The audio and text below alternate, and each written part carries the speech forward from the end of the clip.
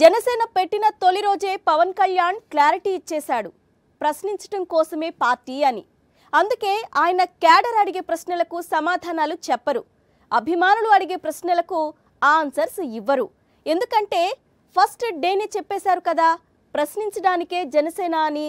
మరిప్పుడు జవాబులు చెప్పమంటే ఎలా?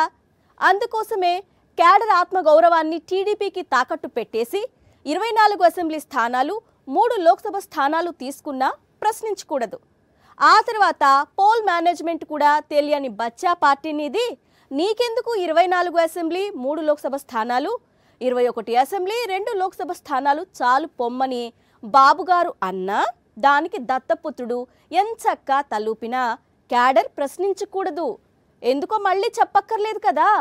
జవాబులు చెప్పడానికి పవన్ కళ్యాణ్ పార్టీ పెట్టలేదు అన్నట్టు పొలిటికల్ స్క్రీన్ మీద వీర లెవెల్లో బానిసిజం ప్రదర్శిస్తున్నందుకు ఏకంగా 500 కోట్లు పారితోషికం అని రాజకీయ వర్గాల్లో చర్చ. దీనిపైనే ఇవాల్టి మ్యాగజైన్ స్టోరీ.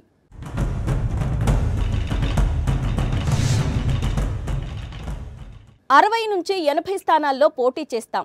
గెలిస్తే మనం లేకుండా టీడీపీ ప్రభుత్వాన్ని ఏర్పాటు చేయలేదు. ఆ మాటకొస్తే సీఎం పదవి కూడా మనదే. ప్రతి జనసేన కార్యకర్త ఇది నమ్మాడు. పవన్ కళ్యాణ్ అభిమానులు నమ్మారు. కాపు సామాజిక వర్గం కూడా పవన్ వైపు ఆశగా చూసింది. చివరకు దత్తపుత్రుడు ఏం చేశాడు? నమ్మినోళ్ళని నట్టేటా ముంచటంలో చంద్రబాబుకు తగిన శిష్యుణ్ణి అనిపించుకున్నారు. తనని నమ్మిన ప్రతి ఒక్కరి ఆత్మగౌరవాన్ని హోల్సేల్గా టీడీపీకి తాకట్టు పెట్టేశారు. ఈ అవమానానికే క్యాడర్ రగిలిపోతున్న వేళ వాళ్లని మరింత హేళన చేస్తూ మాకు 21 అసెంబ్లీ 2 లోక్సభ స్థానాలే ఎక్కువ అని పవన్ కళ్యాణ్ తేల్చేశారు. 24 అసెంబ్లీ స్థానాలు తీసుకున్నప్పుడు పవిత్రమైన గాయత్రి మంత్రం పేరు చెప్పి తన అపవిత్ర నిర్ణయాన్ని కప్పిపుచ్చుకునే దుస్సాహసం చేశారు పవన్. మరిప్పుడు మిగిలింది 21 అసెంబ్లీ స్థానాలే. కోడి గుడ్డు పొదగడానికి పట్టే సమయం కూడా 21 రోజులే. కొంపతీసి ఆ స్ఫూర్తితో 21 అసెంబ్లీ స్థానాలకు పరిమితమయ్యాయని సెలవిస్తారా ప్యాకేజీ స్టార్? పవన్ కళ్యాణ్ తెలుగు రాజకీయాల్లో బానిసిజానికి బ్రాండ్ అంబాసిడర్. ఈ మాట ఆయన రాజకీయ ప్రత్యర్థులు అంటోంది కాదు. గత 10 ఏళ్లుగా పవన్ ని నమ్మి జనసేన జెండా మోసిన వాళ్ళు కడుపు రగిలిపోయి అంటున్న మాటిది. తమ ఆత్మగౌరవాన్ని హోల్సేల్ గా చంద్రబాబుకు తాకట్టు పెట్టేసిన దత్తపుత్రుడిపై అటు కాపు సామాజిక వర్గం కూడా ఆగ్రహంతో ఊగిపోతోంది. 60 నుంచి 80 అసెంబ్లీ స్థానాల్లో పోటీ చేయటం ఖాయమని చివరి దాకా నమ్మించి చివరకు పవన్ కళ్యాణ్ తమను వెన్నుపోటు పొడిచాడని జనసేన క్యాడర్ భగ్గుమంటోంది. సముద్రం ఒకటి కాళ్ళ దగ్గర కూర్చొని మొరగదు. ఇవే తగ్గించుకుంటే మంచిది. సముద్రం ఒకరి కాళ్ళ దగ్గర కూర్చొని మొరగదు. ఆ విషయం అందరికీ తెలుసు. మరి నీ సంగతేంటి పవన్ కళ్యాణ్? ఏపీ ఎన్నికల్లో మీ పార్టీ ఎన్ని అసెంబ్లీ స్థానాల్లో పోటీ చేస్తుందో చెప్పి ఆ తర్వాత ఈ డైలాగ్ చెప్పు అంటున్నారు మీ పార్టీ క్యాడరే. తుఫాను గొంతు చిత్తం అనడం ఎరగదు. ఈ మాట నువ్వు చెప్పకూడదు. తుఫాను గురించి, సునామీ గురించి, ప్రభంజనం గురించి నువ్వు మాట్లాడకూడదు పవన్. తుఫాను గొంతు చిత్తం అనటం ఎరగకపోతే మాత్రం ఏంటి? చంద్రబాబు ఏమంటే దానికి చిత్తం చిత్తం అనటం మీకు బాగా తెలుసు కదా. పర్వతం ఎవరికి వంగి సలాం చెయ్యదు. నిజమే, పర్వతం ఎవరికి వంగి సలాం చేయదు. అలానే పవన్ కళ్యాణ్ ఎప్పుడు నిటారుగా నిలబడి రాజకీయం చేయడు. ఇది విమర్శ కాదు, విశ్లేషణ కాదు పవన్. తమరు గత 10 ఏళ్లుగా వెలగబెడుతూ వచ్చిన రాజకీయం చూసిన ఎవరైనా చెప్పే మాట. గొంతెత్తితే ఒక దేశపు జెండాకున్నంత పొగరుంది. ఏంటేంటి? గొంతెత్తితే ఒక దేశపు జెండాకున్నంత పొగరుందా? దేశాలు వాటి జెండాల దాకా ఎందుకు కానీ జనసేన జెండా పరిస్థితి ఏంటంటావు? జనసేన జెండాకున్న పొగరు, ఆత్మగౌరవం సంగతి ఎప్పుడైనా ఆలోచించావా? జనసేన జెండాని 10 ఏళ్లుగా మోస్తున్న కార్యకర్తల ఆత్మాభిమానాన్ని నువ్వు ఎంతగా గాయపరిచావో గమనించావా? చంద్రబాబుకు బానిసిజం ప్రదర్శించడంలో ఫుల్ బిజీ అయిపోయి ఇలాంటి ఆలోచించే సమయమే లేదంటావా? కానీ నిన్నాళ్లు నమ్మిన వాళ్ళంతా ఆలోచిస్తున్నారు.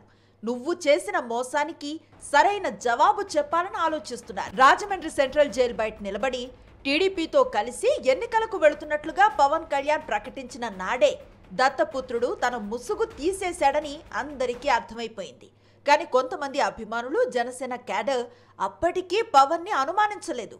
కానీ ఎప్పుడైతే చంద్రబాబు విసిరేసిన 24 అసెంబ్లీ స్థానాలు 3 లోక్సభ స్థానాలే మహాప్రసాదం అని ప్యాకేజీ స్టార్ తీసుకున్నారో అప్పుడు అందరికీ క్లారిటీ వచ్చేసింది. జనసేన కార్యకర్తలు అభిమానుల ఆత్మగౌరవాన్ని టీడీపీకి తాకట్టు పెట్టేసి ఆ ఘనకార్యాన్ని కప్పిపుచ్చుకోవటానికి ఏకంగా పరమ పవిత్ర గాయత్రి మంత్రాన్ని కూడా వాడేశారు పవన్ కళ్యాణ్. 24 ఏంటి అని అంటా ఉన్నారు. విశ్వామిత్రుడు బ్రహ్మర్షి విశ్వామిత్రుడు బ్రహ్మపదానికి వెళ్ళడానికి కూడా 24తోనే. గాయత్రి మంత్రం 24 అక్షరాలు. అంకెలు లెక్క పెట్టదని చెప్పండి ఎవరిని. అంకెలు లెక్క పెట్టదని చెప్పండి ఎవరిని. విన్నారుగా, పొలిటికల్ స్క్రీన్ మీద దత్తపుత్రుడు నటనా చాతుర్యం. పవన్ కళ్యాణ్ ఈ స్టేట్మెంట్ ఇచ్చినప్పుడు అందరినీ ఒక సందేహం వెంటాడింది. తమ పార్టీ పోటీ చేస్తున్న అసెంబ్లీ స్థానాల సంఖ్యని గాయత్రి మంత్రంలోని అక్షరాలతో పోల్చే సమయంలోనే ఒకే మాటని 2 సార్లు రిపీట్ చేశారు పవన్ కళ్యాణ్. అలా ఎందుకన్నారో అప్పుడు అర్థం కాల. ఇంతకీ జెండా సభలో నాడు పవన్ 2 సార్లు రిపీట్ చేసిన ఆ మాటలేంటో మరోసారి వినండి. అంకెలు లెక్క పెట్టదని చెప్పండి ఎవరిని. అంకెలు లెక్క పెట్టదని చెప్పండి ఎవరిని. విన్నారుగా, అంకెల జోలికి వెళ్ళొద్దు, అంకెల జోలికి వెళ్ళొద్దు అని పదే పదే దత్తపుత్రుడు చెప్పారు. ఎందుకో అప్పుడు ఎవ్వరికీ అర్థం కాలేదు. ఇప్పుడు అర్థమవుతోందిగా అంకెల జోలికి వెళ్ళొద్దని పవన్ ఎందుకన్నారంటే ఆ 24 అసెంబ్లీ స్థానాలు 3 లోక్సభ స్థానాలు కూడా మనకి కన్ఫామ్ కాదు. భవిష్యత్తులో మనం పోటీ చేసే స్థానాలు ఇంకా తగ్గచ్చు. ఇప్పుడు మీరు 24, 3 అంటూ ఆ అంకెలను నమ్మితే రేపు బాధపడతారని జనసేన క్యాడర్కి, లీడర్స్కి, అభిమానులకి నాడే హింట్ ఇచ్చాడు. ఇప్పుడు అదే నిజమైంది. జనసేన పోటీ చేసేది 23 అసెంబ్లీ స్థానాల్లో కాదు, 21 అసెంబ్లీ స్థానాల్లో మాత్రమే. 3 లోక్సభ స్థానాల్లో కాదు, 2 లోక్సభ స్థానాల్లో మాత్రమే. ఎందుకిలా అంటే బీజేపీ అడిగింది. బీజేపీ అడిగితే టీడీపీ కూడా తాను పోటీ చేస్తున్న సీట్లు కొన్ని త్యాగం చేయొచ్చు కదా. జనసేన మాత్రమే ఎందుకు తన సీట్లను తగ్గించుకోవాలి? ఎందుకంటే పవన్ కళ్యాణ్ చంద్రబాబుకు దత్తపుత్రుడు కాబట్టి. ఎందుకంటే Pavan Kalyan AP political screen మీద ప్యాకేజీ స్టార్ కాబట్టి. ఎందుకంటే పవన్ కళ్యాణ్ టీడీపీ పల్లకి మోయటానికి మాత్రమే జనసేన పార్టీ పెట్టారు కాబట్టి అంటున్నాయి రాజకీయ వర్గాలు. మరోవైపు తనని గుడ్డిగా నమ్మిన వాళ్ళందరి ఓట్లని టీడీపీ వైపుకు మళ్లించడం కోసం పవన్ కళ్యాణ్కి 500 కోట్ల రూపాయలు ముట్టాయని పొలిటికల్ సర్కిల్స్ లో చర్చ సాగుతోంది. ప్యాకేజీ స్టార్ అన్నది కేవలం విమర్శ మాత్రమే కాదని, ఆ మాట 500 కోట్ల రూపాయలంత విలువైన నిజమని టీడీపీలోనూ గుసగుసలు వినిపిస్తున్నాయి. తమనింత దారుణంగా మోసం చేసిన పవన్ కళ్యాణ్ మీద జనసేన క్యాడర్ తో పాటు కాపు సామాజిక వర్గం తీవ్ర ఆగ్రహంతో రగిలిపోతోంది. ప్రపంచంలో ఎక్కడైనా సరే ఒక కంపెనీ యజమాని కావచ్చు, ఒక టీం లీడర్ కావచ్చు, ఒక రాజకీయ పార్టీ అధినేత కావచ్చు, తన నాయకత్వంలో పనిచేసే వాళ్ల లోపాలను నలుగురు ముందు చెప్పరు. తన నాయకత్వంలో పనిచేసే వాళ్ల అసమర్థతని నలుగురు ముందు చెప్పరు. ఎప్పటికప్పుడు వాటిని సరిదిద్దే ప్రయత్నాలు చేస్తారు. కానీ పవన్ కళ్యాణ్ మాత్రం తన అసమర్థతని, తన బానిసజాన్ని, తన చేతకానితనాన్ని కప్పిపుచ్చుకోవడానికి జనసేన క్యాడర్, లీడర్స్ పరువుని నిండు సభలో తీసేశారు. తన పార్టీని తానే నిండు సభలో అవమానించారు. తనను నమ్మిన వాళ్ళందరి గుండెల మీద నిండు సభలో తన్నారు. ఎందుకిలా అంటే ఆయన దృష్టిలో పార్టీ ఒక నాటకం, ప్రజాసేవ ఒక బూటకం, ప్యాకేజీ ఒక్కటే నిజం. ప్రశ్నించడానికే పార్టీ అని పవన్ కళ్యాణ్ గొంతు చించుకొని అరుస్తూ ఊగిపోతూ జనసేన పార్టీ పేరును ప్రకటించి 10 ఏళ్లవుతోంది. ఈ 10 ఏళ్లలో పవన్ కళ్యాణ్ చంద్రబాబు చెప్పినట్లుగా తల ఊపటం తప్ప ఒక రాజకీయ పార్టీ అధ్యక్షుడిగా తన ఉనికిని చాటుకున్నది లేదు. టీడీపీ పల్లకి మోయటానికే జనసేన ఉందని పదే పదే తేల్చి చెప్తూనే వచ్చారు. అనుక్షణం స్వామి భక్తిని ప్రదర్శిస్తూ వచ్చిన పవన్ కళ్యాణ్ పొత్తుల కేంద్రంగా తనను నమ్ముకున్న వాళ్ళందరినీ నట్టేట ముంచేశారు. తనను నమ్మిన వాళ్ళందరి ఆత్మ గౌరవాన్ని హేళన చేశారు. అంతటితో ఆగలేదు. తన బానిసిజాన్ని కప్పిపుచ్చుకోవటానికి జనసేన నేతల్ని, కార్యకర్తల్ని నిండు సభలో ఘోరంగా అవమానించారు. అలాగే మనకు కూడా పోల్ మేనేజ్మెంట్ తెలుసా? ఆర్గనైజేషన్ బలం ఉందా? సంస్థాగతంగా పాతికిపోయిన తెలుగుదేశం పార్టీలతోటి మనం పోటీ పడగలమా? 800 నుంచి 1000 మంది బూత్ కార్యకర్తలు ఉన్నారా మనకి ప్రతి నియోజకవర్గంలో? 1000 మందికి 50 రోజులు ఎంతో కొంత డబ్బులు ఇస్తూ భోజనాలు పెట్టే సత్తా మన నాయకత్వానికి ఉందా? మన నాయకత్వం ఇంకా ఎదుగుతా ఉంది. విన్నారుగా, చంద్రబాబు పారేసిన స్థానాలే మహాప్రసాదం అని జనసేన ఎందుకు తీసుకుందంటే దానికి కారణం పవన్ కళ్యాణ్ కాదుట, జనసేన పార్టీనే అట. జనసేన నాయకులు కార్యకర్తలే అని తేల్చేశారు దత్తపుత్రుడు. జనసేనకి పోల్ మేనేజ్మెంట్ తెలుసా? జనసేనకి ఆర్గనైజేషన్ బలముందా?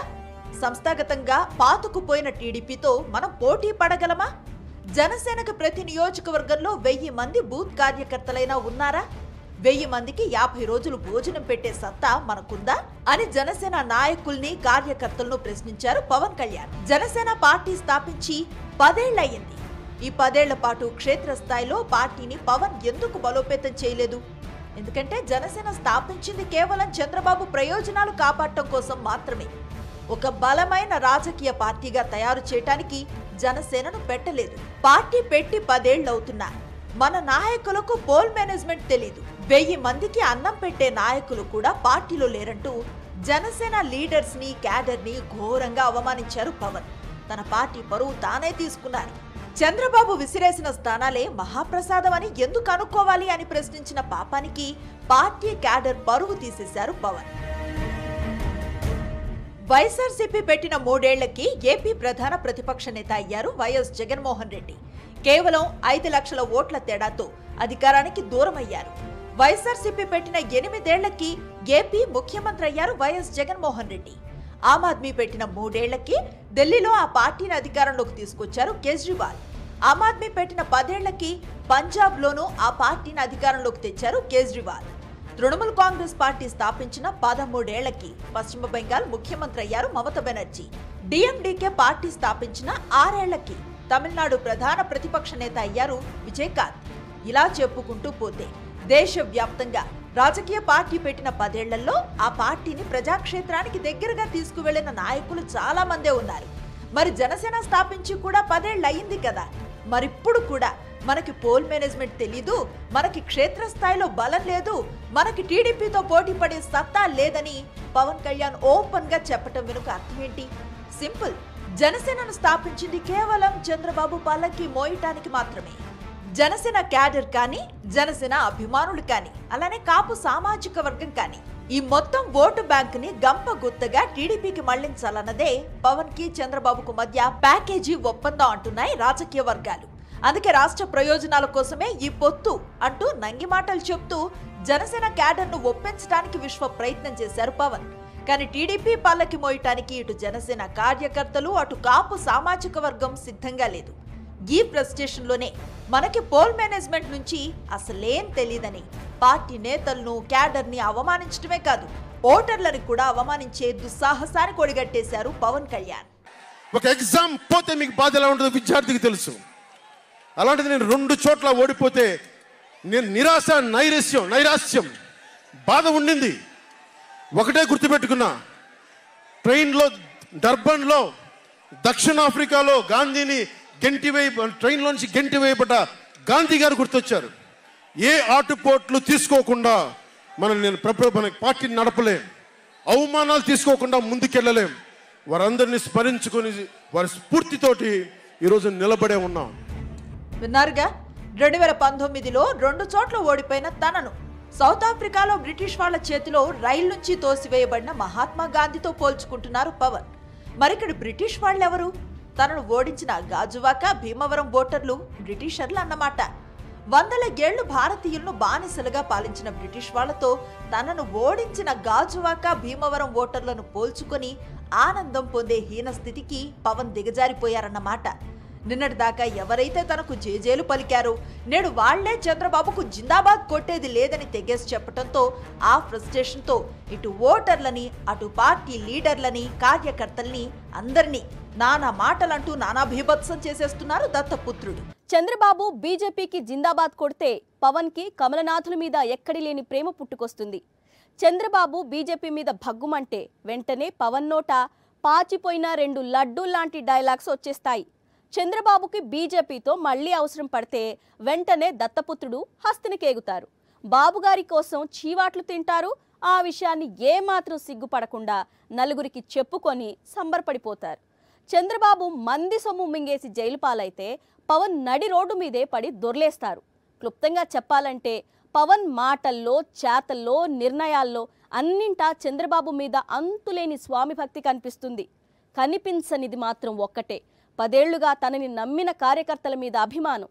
కనిపించనిది ఒక్కటే, తన మీద ఆశలు పెట్టుకున్న కాపు సామాజిక వర్గం ఆత్మ గౌరవం నిలబెట్టాలన్న తపన. కనిపించనిది ఒక్కటే, ఒక్కసారైనా నలుగురు గొప్పగా చెప్పుకునేలా రాజకీయం చెయ్యాలన్న నిజాయితీ. జనసేన పార్టీ పవన్ చేత పెట్టించిందే చంద్రబాబు నాయుడు. పార్టీ స్థాపించిన తొలి రోజు నుంచి ఈ విషయాన్ని పదే పదే నిరూపిస్తూ వస్తున్నారు పవన్ కళ్యాణ్.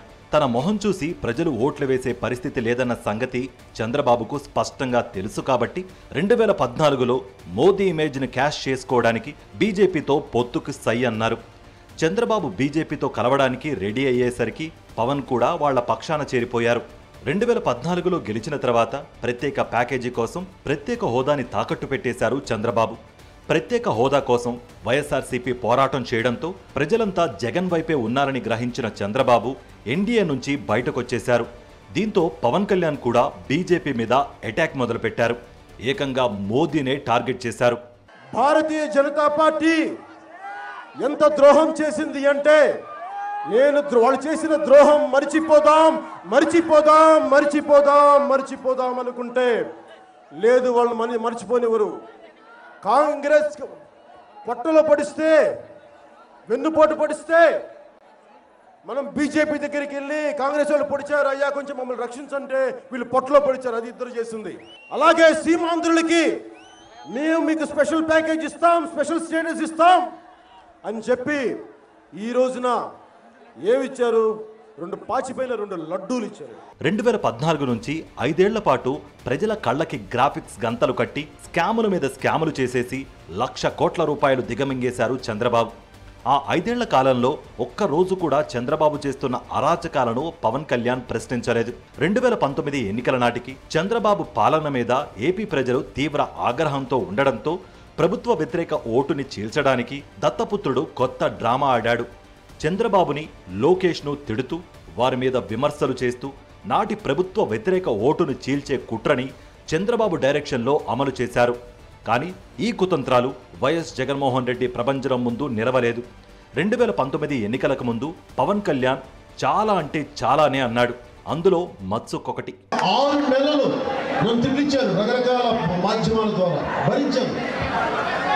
కానీ ఆఖరికి లోకేష్ స్థాయి వ్యక్తులు కూడా వాళ్ళు కూడా ఒక తల్లికి పెట్టే కదా, మరి నా తల్లిని ఎలా దూషించగలిగారో నాకు నిజంగా అవగతం కాలేదు. చాలా బాధ కలిగింది. అంటే తెలుగుదేశం పార్టీకి సపోర్ట్ చేస్తే మా అమ్మ నన్ను చాలా సంస్కారంగా పెంచితే అలాంటి నా తల్లిని ముఖ్యమంత్రి గారు అబ్బాయి దూషించాడు ఒక డిజైన్ ప్రకారం. నాకు చాలా బాధ కలిగింది. విన్నారుగా, లోకేష్ మీద ఏ స్థాయిలో పవన్ 2019 ఎన్నికలకు ముందు ఫైర్ అయ్యాడు.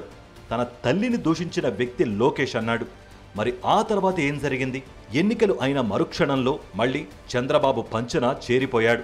అంటే నాటి ఎన్నికల్లో చంద్రబాబు ప్రభుత్వ వ్యతిరేక ఓటు బ్యాంకు అంతా వైఎస్ఆర్సీపీ వైపు వెళ్లకుండా ఆపే కుట్రలోకి తన తల్లిని కూడా రోడ్డు మీదకు లాగేశారు పవన్. 2019 ఎన్నికల్లో టీడీపీ ఘోరంగా ఓటమి పాలైన నాటి నుంచి ఆ పార్టీని బీజేపీకి దగ్గర చేయడానికి తీవ్ర ప్రయత్నాలు చేశాడు దత్తపుత్రుడు. చివరకు టీడీపీ కోసం నేను బీజేపీ పెద్దలతో చివాట్లు కూడా తిన్నాను తెలుసా అంటూ ఏదో ఘనకార్యం చేసినట్లు పార్టీ సమావేశాల్లోనే చెప్పుకున్నాడు. చంద్రబాబు కాళ్లబేరాల తర్వాత బీజేపీతో పొత్తు కుదిరింది. బీజేపీ సీట్ల సర్దుబాటు చేయడానికి తనకు ముందు చంద్రబాబు విసిరేసిన 24 అసెంబ్లీ స్థానాలు, 3 లోక్సభ స్థానాలను కూడా తగ్గించుకోవడానికి పవన్ రెడీ అయిపోయారు. ఎందుకంటే ప్యాకేజ్ స్టార్కి చేతనైంది ఒక్కటే, టీడీపీ పల్లకి మోయడం మాత్రమే. ఈ ఎన్నికల్లో విజయం అసాధ్యమన్న విషయం చంద్రబాబుకి స్పష్టంగా తెలుసు. జగన్ ప్రభంజనాన్ని తట్టుకుని నిలబడే శక్తి తమ కూటమికి లేదన్న విషయం చంద్రబాబుకి తెలుసు. అయితే కేసులు, జైలు ఊచల భయంతోనే బీజేపీతో కాళ్ల బేరానికి వెళ్లారు. చంద్రబాబు బతుకంతా మోదీకి తెలుసు. కానీ ఏపీలోనూ ప్రాతినిధ్యం ఉండాలన్న ఉద్దేశంతో బీజేపీ నాయకత్వం పొత్తుకు సై అంది. ఇప్పుడు జనసేన క్యాడర్ ఓటు బ్యాంకుతో పాటు కాపు ఓటు బ్యాంకుని టీడీపీకి మళ్లించడానికి పవన్ కింద మీద పడుతున్నారు. అయితే నమ్మిన వాళ్ళని వెన్నుపోటు పడవడంలో చంద్రబాబుతో దత్తపుత్రుడు పోటీ పడుతున్నాడన్న సంగతి ఏపీ ప్రజలందరికీ తెలిసిపోయింది. దీంతో తమ ఆత్మగౌరవాన్ని టీడీపీకి తాకట్టు పెట్టడానికి ఇటు జనసేన క్యాడర్ని అటు కాపు నియోజకవర్గం కానీ సిద్ధంగా లేదు. కులాలకు మతాలకు అతీతంగా ఏపీ ప్రజలు వైఎస్ జగన్మోహన్ రెడ్డికి జై కొడుతున్నారు. దీంతో 2019లో టీడీపీ ఎదుర్కొన్న ఘోర ఓటమి 2024లో ఈ కూటమికి కూడా తప్పదని రాజకీయ పరిశీలకులు స్పష్టం చేస్తున్నారు. ఇది వాల్టి మ్యాగజైన్ స్టోరీ.